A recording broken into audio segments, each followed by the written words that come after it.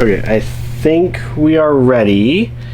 This month might be the one where I have the most material, the most books that I've rated or reviewed somewhere else.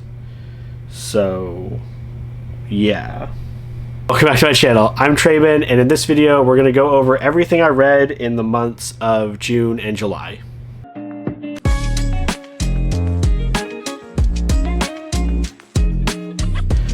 Okay, where to even start? I think what we'll do is we'll start with comic books and manga, things that you can find elsewhere on my channel. I'll put links down below for all those videos, and then we'll look at comics I've not talked about elsewhere.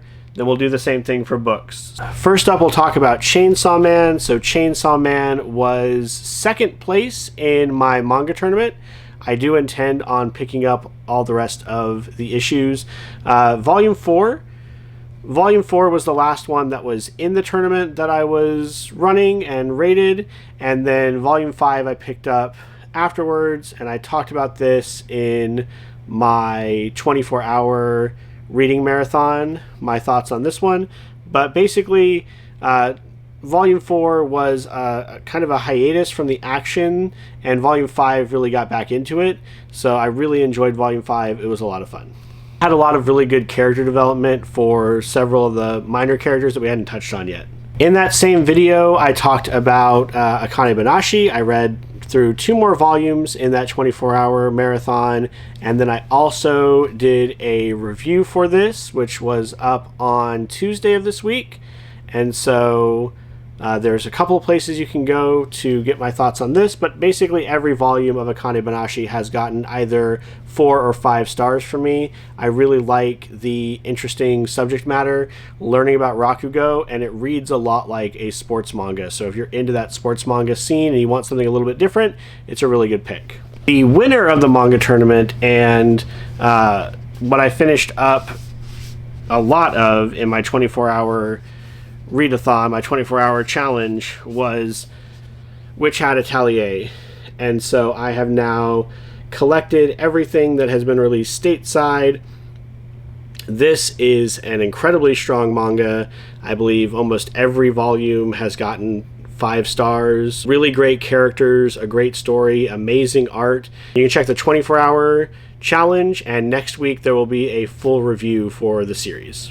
Also in that 24-hour marathon was Ultraman 17, 18, and 19. I had previously read 17, but I gave it a reread before going into these other volumes. I gave all of these 4 stars, and I know that my bias for Ultraman is bumping those up. Very dialogue-light comic, and so I could see where people wouldn't feel like they're getting their money's worth out of it. It's also frequently using these really convoluted gotcha moments to create tension, but I love Ultraman, and I love seeing all the nods to previous shows and previous villains and monsters and how they're working it into this modern day story and trying to update the image of Ultraman. So I enjoy this one quite a bit.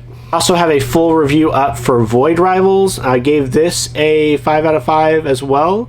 I really like the relationship between the 2 characters and feel like it's making some really smart decisions when it comes to the shared universe between it and the Transformers comic. This is a Robert Kirkman title as well. If you are a fan of Invincible or Walking Dead or Super Dinosaur and want to see Robert Kirkman do a sci-fi style story, this is a good pick as well. A few more that I covered in the 24-hour reading challenge. One Piece number 106. Of course, I gave this 5 out of 5. This is my favorite manga series of all time. And Egghead Island is gearing up to be a very lore-focused, exciting volume, or exciting arc. And so I'm very much looking forward to where this is going. This was building up to a lot of excitement and action. A lot of people are converging on this island. And so I hope to see in the next couple of volumes some of these stories coming to a head and characters clashing with one another. But regardless of whether or not that happens, the background and the lore we're getting for the world is really exciting in this particular part of the story. I also caught up with Blue Lock on that 24-hour reading challenge, and so I think I read, it might have just been volume 12 for the reading challenge, but I've read these in the last month. Blue Lock continues to be this really interesting and weird anti-sports manga where it's not about coming together as a team or working collaboratively. It's all about overtaking the other players, even if you are working together, and shining on the stage that is the soccer field. And so a really weird mix of almost like your locked room mysteries in a way, because they're in this weird Blue Lock tournament area. They're cut off from the outside world. This bizarre like anti sports manga vibe to it, but I find it very interesting and definitely a unique take on that genre, definitely pushing the boundaries of what that genre is doing. Let's talk about some things I haven't talked about up to this point. I read through Kaiju number 8, volume 10. This one is an interesting title in that it is at the moment veering away from Kafka, who's our main character, and Kaiju number 8, to tell the stories of this whole generation of fighters and of Kaiju interceptors, and discussing the struggles that they're all having and the way that they're overcoming those obstacles.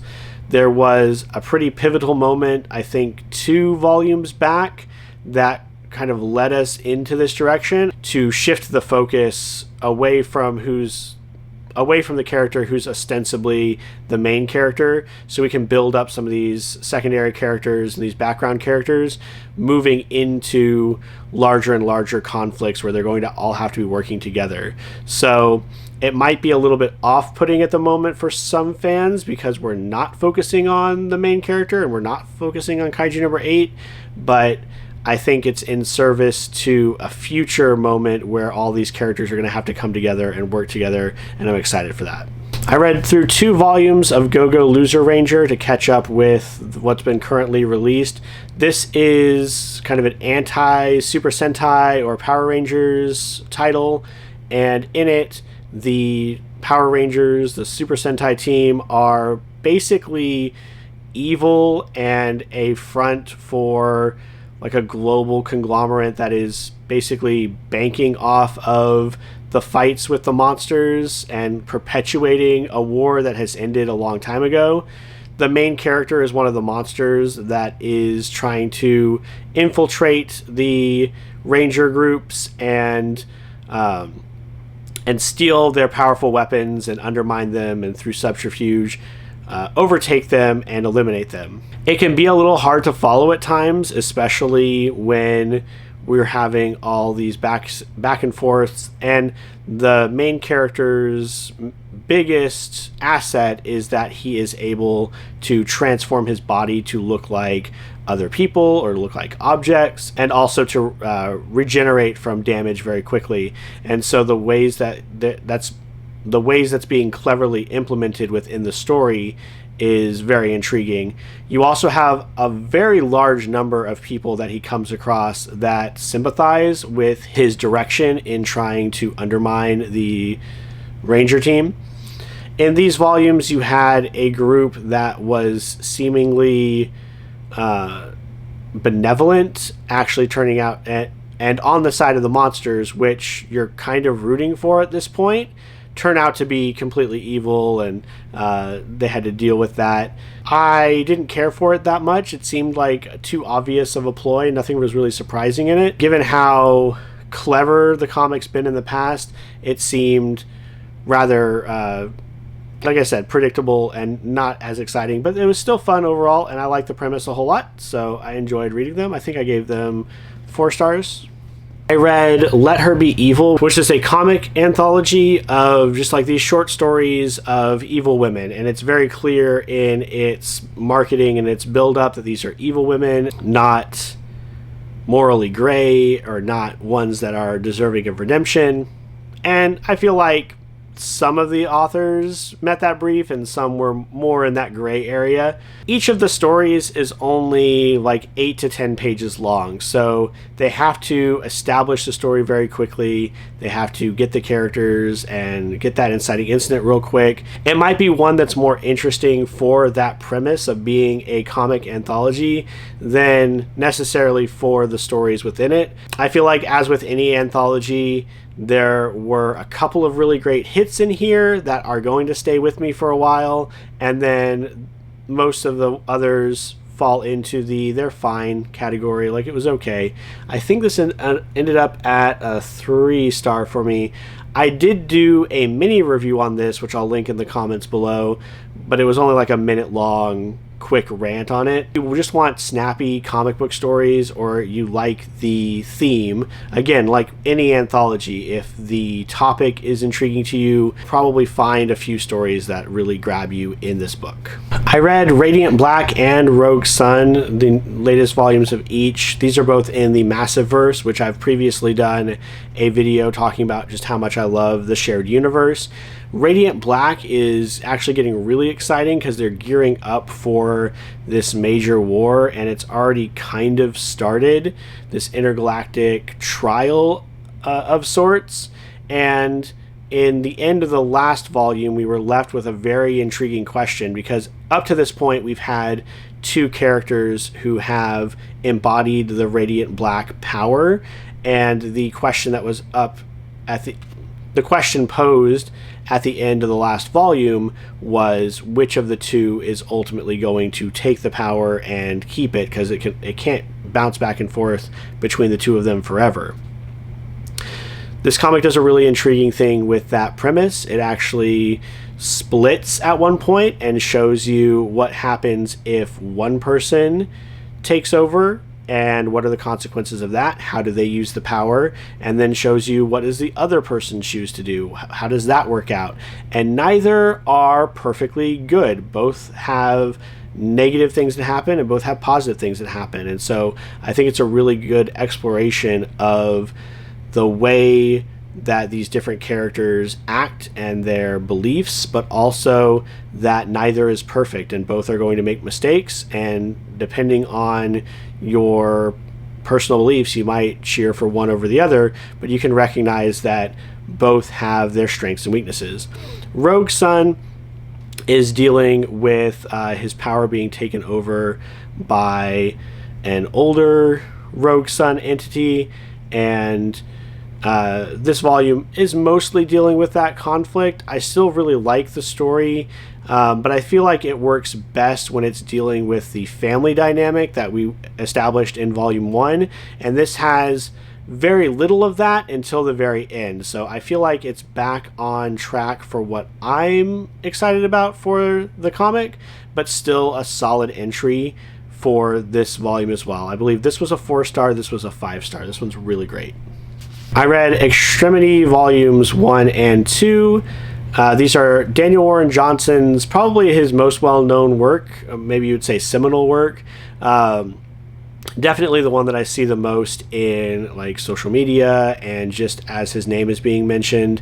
It's another one where Daniel Warren Johnson has free reign. It's his own creation, and so there's a lot more freedom in here than some of his Marvel or DC runs where he's confined to a corporate image that he has to maintain. In this one, we follow a character who is born to be an artist, but born amid a post-apocalyptic world that is embroiled in war and loses their dominant hand, and they are struggling with the idea of, can they become an artist again, or now that they have been handicapped, now they've lost that extremity, are they now basically fated to fall into the cycle of violence that seems to catch everyone in this world? There's a lot in here about that cycle of violence. There's a lot of showing how this war perpetuates itself, and how those who are trying for peace and trying for a better way are looked down upon by the masses.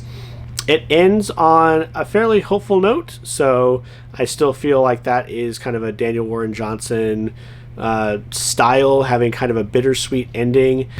For me, the setting of this one was a little bit too like Mad Max style, not really my thing. I think they ended up as 4-star reads. Still pretty good, but not my favorite of Daniel Warren Johnson's work. But I can definitely see why it has the popularity that it does. And if you are looking for a post-apocalyptic story in that vein, then it's probably one of the best things you can pick up. It still has that Daniel Warren Johnson energy, still has those big bombastic fights and the ridiculous moments with like giant monsters and things like that. So worth checking out if you are interested in that kind of story seen from Daniel Warren Johnson's perspective. Another Daniel Warren Johnson title, I read Jurassic League. Now, I have some questions over how much control Daniel Warren Johnson had on this. I did not care for this one as much as I thought I would. It does really seem to just cash in on this idea that it's about dinosaurs that are the Justice League, and we don't really have to do much more than that with it. We just have to give characters silly names. The story is paper thin. The action is exciting at certain points, but there's an entire chapter in here drawn by another artist, and I did not care for their style. I don't think it meshed at all with anything that came before or after. It's incredibly jarring. And like I said, the story was just a little bit too simple. It's definitely one riding on its premise. You're not going to get anything profound. It definitely doesn't have the Daniel Warren Johnson trademark of like a deeper meaning or a more heartfelt story. The story did not work for me, so I think I ended up with 3 stars. Would not recommend unless you're hardcore into the premise. I read Sandman Universe Nightmare Country. I'd been avoiding these titles because I really enjoyed the Sandman comic and didn't want to read the kind of offshoots that they're doing. It felt very much like when DC started doing the Watchmen prequel comics. But this is a James Tynion title, so of course I was compelled to pick it up. It's also on my 24 for 2024 list, and I really did enjoy this. This had some really bizarre ideas, these really weird concepts. It deals with dreams, which is very much in the Sandman style, but in this case we're dealing more with nightmares. It has some moments that are genuinely funny and some that are genuinely upsetting. If you're not a fan of this weird body horror stuff where this character has teeth for eyes, you should probably avoid this, because that's kind of a lot of story. It reminded me a bit of like early Umbrella Academy, honestly, with like these like an evil faction and like a morally gray faction that are both trying to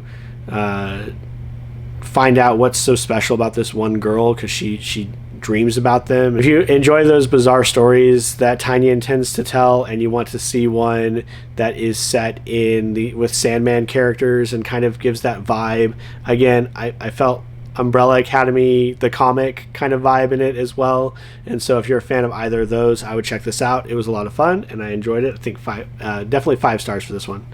Staying on the James Tynion wagon, we've got World Tree. So this is a comic book series about basically an evil internet, like an undernet, that this group finds out exists and then tries to eliminate all evidence of it. But if you see anything from this like weird evil internet, you're compelled to kill people. And they have let someone go years ago, and so now they have to release World Tree in order to combat her for some reason. This is another one that's like a mystery story, and we're not really sure where it's going to go. It has the kind of flash forwards that Nice House on the Lake had, but unlike Nice House on the Lake, this is an independent comic, so it was not pitched as a miniseries, and so can go on for as long as he needs to tell his story. There is a bit of ARG for this. You can go to a World Tree website, and there's a password in here that you can put in, and It's kind of underwhelming at the moment because it just gives you excerpts that you can find in the book itself, but a fun thing to kind of add to it. And I know, and I'm certain that they're going to continue with it. This is an ongoing comic. Only these first 6 volumes have been collected, but it is an ongoing series, and so is one that I'm going to be looking at in the future for sure. Another great title from Tynion, 5 stars. I read Far Sector. This is one that I had been on the lookout for a while. It's written by N.K. Jemisin, who you might recognize as the author of Fifth Season and some other prominent science fiction stories. And so I was interested because it seems like a higher profile novel author trying their hand at a comic book title. This is a Green Lantern story. Main character, Sojourner, or Joe, is stationed at the far edges of the universe on this world where you have 3 distinct races that are all, it might be 4, 3 or 4, has 3 or 4 distinct races that are all seemingly in a truce, but someone is making a play for power. And so it reads as kind of a detective fiction story. It's not one that I feel like you're able to figure out as you read through it because it deals with such esoteric concepts. There's one of these races that is completely just AI. They live on the internet. They work completely differently. It's completely alien, and so you wouldn't know how their society works enough to predict what people are doing to try to undermine it. For example, they go on record and say we have too many Green Lanterns, but a fun one-off story and one that you can just read through this collected volume. I think this is 12 issues put together. It's a thicker one, but a fun detective story if you like kind of just going with the flow and style, like sci-fi, detective, noir, maybe like Blade Runner-esque. Or there was another Green Lantern run that was doing something similar like in the early 2000s, and so it did give me that kind of feel to it. I think this ended up as 4 stars. I don't feel like any of the concepts are going to stick with me long term, but it was a lot of fun to read as I was going through it. I read House of Slaughter Alabaster, the 4th book in the House of Slaughter series, which is an offshoot of Something is Killing the Children that deals with the larger like worldview of these different hunter groups. So this one is dealing with and a character we've met before in the comics. Major thing is that he's nonverbal and that he has no arms, and he still has to attack monsters and fight. And so a lot of this deals with again another investigation type story. He's tasked with going into this family and trying to figure out which of them is manifesting this monster that is menacing them, so they can deal with the person that is manifesting the monsters rather than just attacking the monsters. So it's another one of these that is centering around the question of what is the purpose of this group. Is it to protect humanity? And at what cost? Like, how do they go about doing it? Obviously, most of the characters in this one feel like there are such things as acceptable losses, and that it is more convenient and maybe a little bit more expedient to just eliminate the person and try to find out, rather than try to go there and just fight the monsters. Because if they don't do that, the monsters just reappear. So they have a point. I'm not going to take sides here. They have a point, but this is one. If you're deep into the Something is Killing the Children lore, it's definitely another wrinkle in that world, another little element to add to an overall viewpoint. But as its own comic, it's a little bit disjointed if you don't know the rest of that story. So on its own, I wouldn't recommend it, but within the universe of Something is Killing the Children, I think this ended up as a 3.5 or 4 star. So still really enjoyed it. Just one that you need to have the groundwork of the rest of the series to really appreciate. I read Somna. Now this one is a story that's getting a lot of buzz on BookTube and in the like book talk community and on social media, and I think it's one that I want to do a reread of, and then I'll put out a review. It was very good. It deals with the concepts of perception, reality, dreams, and in a way that is stylistically very interesting and also thematically very strong. The end, I think, is something that is going to frustrate some people, and I'm talking about like the very last panel, because it has this ambiguous ending. You're basically presented throughout the story with two different narratives that could be true, and you're never told which of those two narratives is the truth. So this is dealing with like early America witch trials as its backdrop, and the other thing I will say about this is very much a comic geared at adults. It has some very adult themes. It's explicit very quickly. There's another consideration if you are thinking about picking it up. As an adult fantasy, it is a very strong one.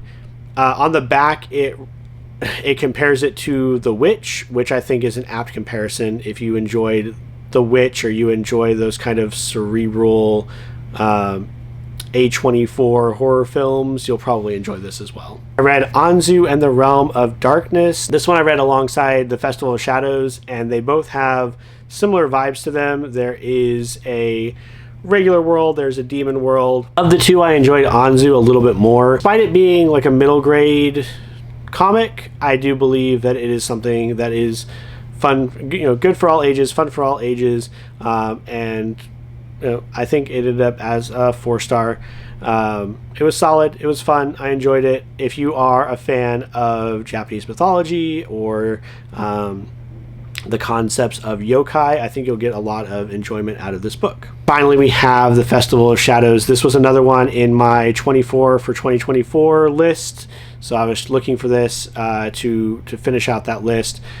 This one I didn't like quite as much. It also deals with this idea of like a shadow world and afterlife, the concept of ghosts. This is a mythology of its own making, although it might be inspired by elements of other religions and other folklore concepts. This is something that they've created themselves. As a result of that, it's another one of these occasions where things will happen and you might not know that that's how it works. You might not, they don't adequately explain at the start of the story how the interaction with ghosts work, and so when certain things happen, you kind of have to just go, okay, I guess, like, that works, sure. And I didn't enjoy it quite as much. I feel like it gets very close to sending like dangerous and weird messages with the relationships that are in there, and I disagree with what seems to be the consensus on Goodreads that this has amazing art. I felt like the art was decent, but it was nothing that was mind-blowing or super drawing me into the story. So for its concepts, I think it's really interesting. The world building has its moments, but ultimately I feel it was a little bit too disconnected, so it ended up as a 3-star for me. Let's talk about books that I've already looked at elsewhere. All right, we'll start with this stack over here. So these are all the books that I read for Summerween. I have a Summerween video. I'll post it in the video description, so you can go look at that as well if you want to get some more insight into these titles and my thoughts as I was reading them or right after having finished. We're going to start off with One Perfect Couple by Ruth Ware. This is my second Ruth Ware book, and I think it might be my last one. It's fine. I think her writing is okay, but the consensus online, at least from a lot of people that I follow, is that The Turn of the Key is her best work, and I thought The Turn of the Key was okay. One Perfect Couple was also okay. I think this might have ended up at a 3.5, so it might have been rounded up to a 4. More suspenseful and more Survivor than it is like horror, and I think it felt set up to be more of a horror title. at least in my mind, and I might have been, misinterpreting the description. I also felt like it tried to do this thing at the end to recontextualize the story. A lot of these modern day thrillers are having these like twist endings, and to its credit, actually, I don't think the twist changed that much of the story. And that might be for the best, because I've read some of these modern day thrillers that just try to like tie everybody together and make all these twists at the end. It starts becoming more about like, aren't these twists cool, than like, am I telling a good story? And I think this one, the twist wasn't as shocking, and that's good, because that made it to where the story could stand better on its own. So I will say that to its credit, but I don't know if I'm going to read another Ruth Ware in the future. Let's go play at the Atoms, which I felt was a very disturbing book. So if you feel like the purpose of horror is to disturb you, success, I suppose. I just felt this was a little bit too misogynistic. I always hesitate to ascribe character action to like author intention or author ideology, but there are just some lines in here a little bit too pointed to be interpreted as anything other than the author's concepts or the author's words. I also read the intro to this, and the author felt like he was making this profound political statement where the main character is supposed to be a liberal, and the kids are supposed to be centrist, and the rest of the world are conservatives, which I think is a bizarre way of framing your horror story.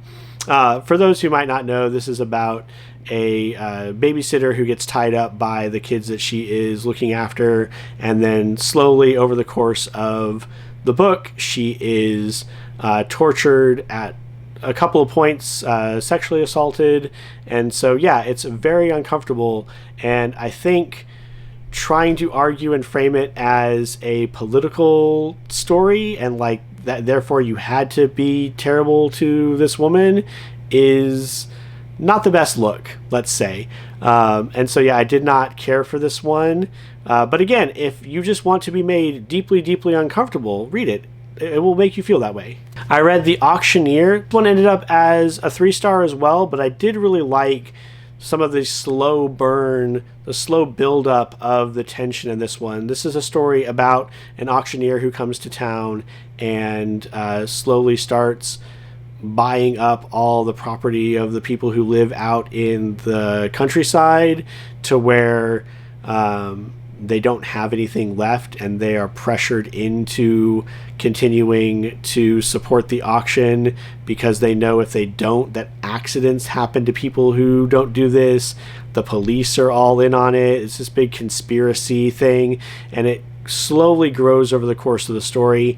The thing that didn't work for me on this one was, as soon as there's any kind of pushback at all against this person, it immediately collapses, and so it just feels like, well, hell, we could have done that at the beginning of the story, right? And this all would have been a lot easier.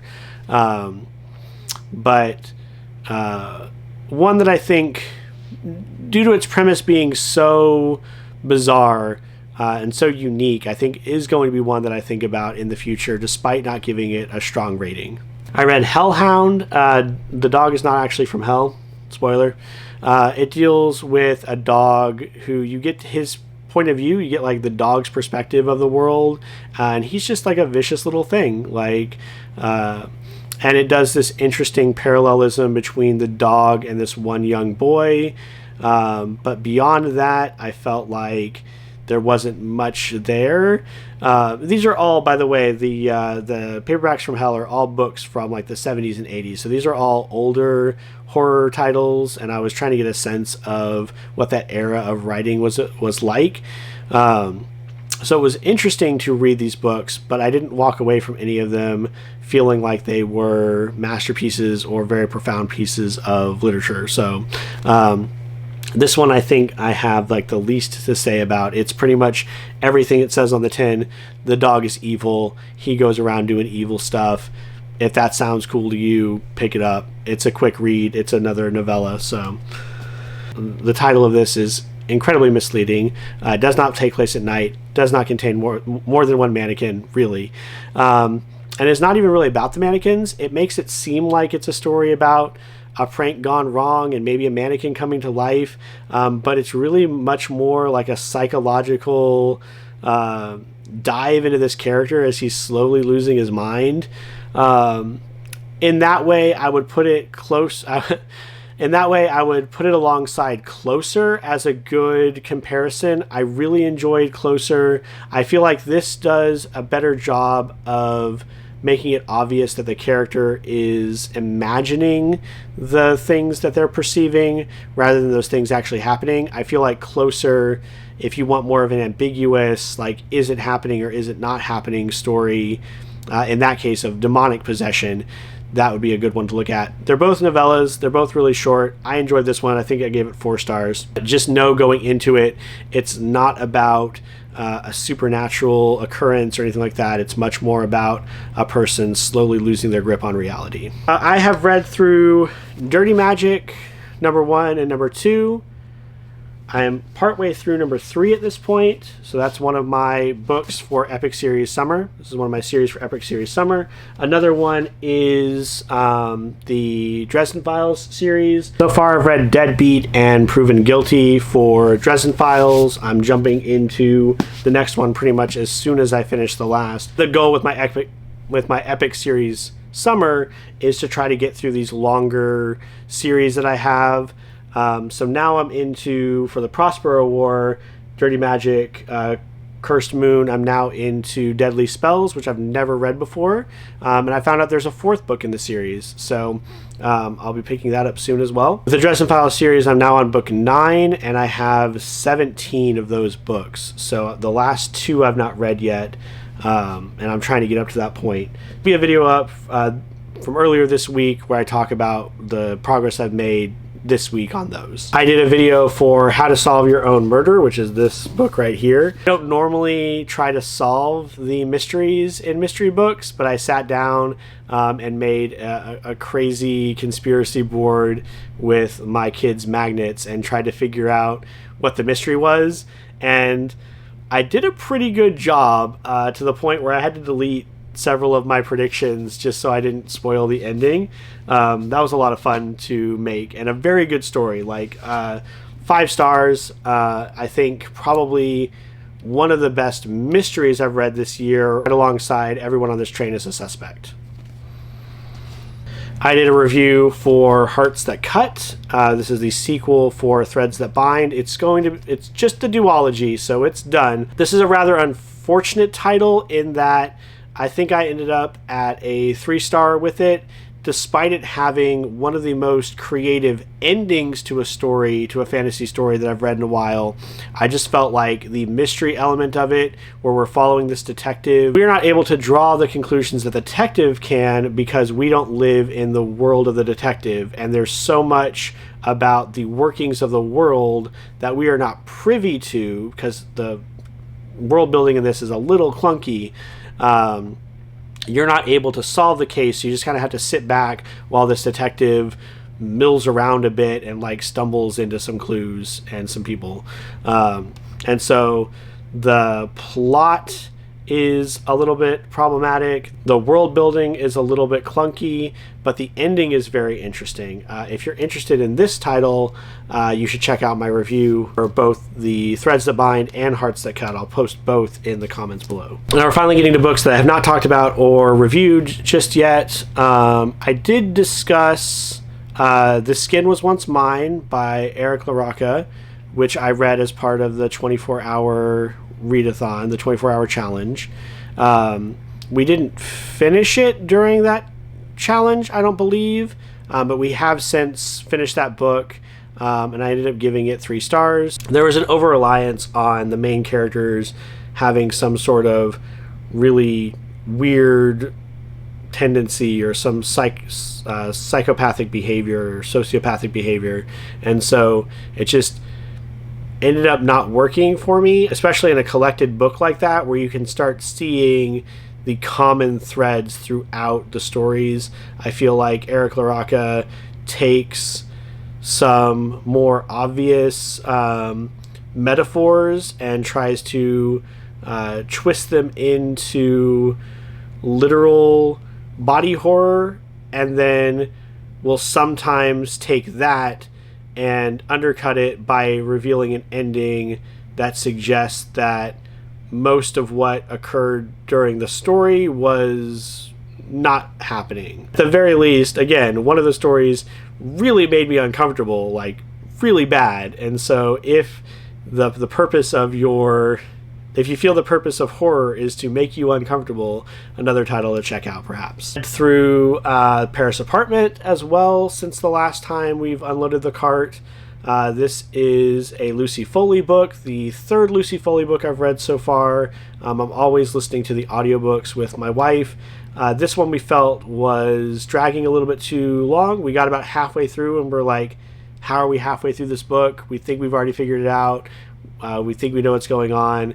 And then the twists that occurred at the end were not very exciting or insightful. I feel like Lucy Foley was trying to get away from the storytelling convention she had relied on in her first couple of books, because those were very samey, but it didn't work. I ended up giving that 3 stars as well. I read through Dreadful this month, and I really liked this one. This is a comedy fantasy book where a character wakes up and he has amnesia, and he is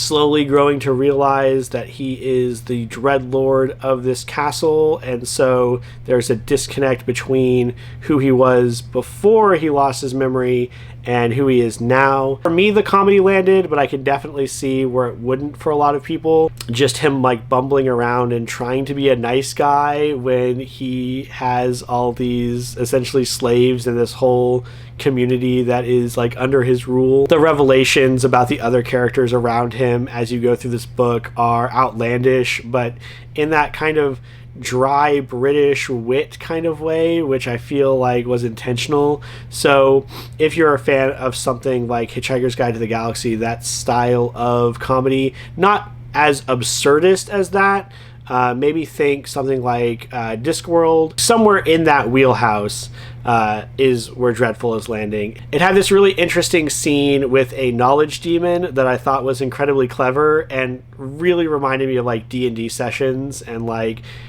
trying to outwit the big bad. It was a lot of fun and I enjoyed it. I listened to this one on audiobook, and then went out and bought the copy.